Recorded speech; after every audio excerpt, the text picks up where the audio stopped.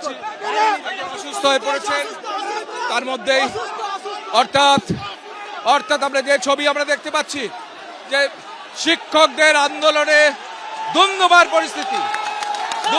পরিস্থিতি পুলিশ কোন রকমে তাদের সামাল দিতে পারছে না এবং পুলিশকে পেরিয়ে আজকে শিক্ষকরা আজকে এখানে এসে পৌঁছেছেন।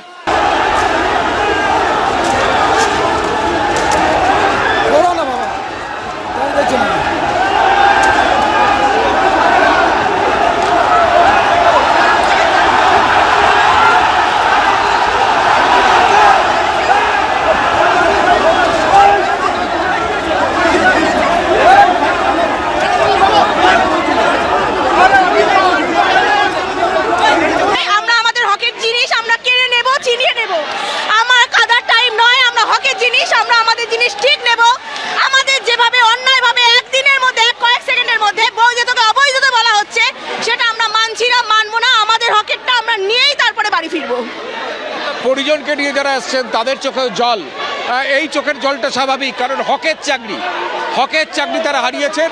তারপর যখন যোগ্যদের তালিকা প্রকাশ করতে শিক্ষামন্ত্রীর সঙ্গে বৈঠকে সম্মত হয়েছে সরকার, সেই যোগ্যদের তালিকায় দেখা যাচ্ছে যে একটা থার্ড কাউন্সিলিং পর্যন্ত তারা সেই স্বীকৃতি দিচ্ছে। এখানে ভেঙে পড়ছেন একজন শিক্ষিকা এবং তার সঙ্গে তার স্বামী। এখানে আমরা দেখতে পাচ্ছি একের পর এক ছবি যেখানে একদম পুলিশের সামনে বসে পড়েছেন। সুপ্রিম কোর্টে ভার্ডিক্টের কথা বলা নেই, ফোর্থ কাউন্সিলিং সব অবৈধ।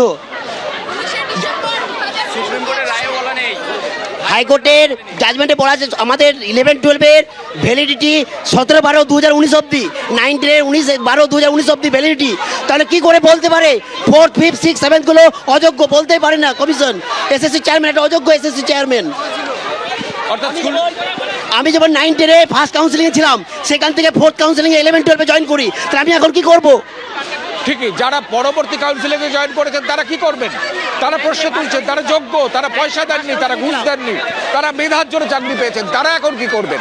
অর্থাৎ এইখানে আমরা দেখতে পাচ্ছি নিজেদের মধ্যে তারা আলাপ আলোচনা করছেন যে এরপর কি তাদের যোগ্য তালিকায় নাম দেখার ইচ্ছে ছিল এবং তারপর রিভিউ পিটিশনে সুপ্রিম কোর্টে তারা যাওয়ার ইচ্ছে প্রকাশ করেছিলেন।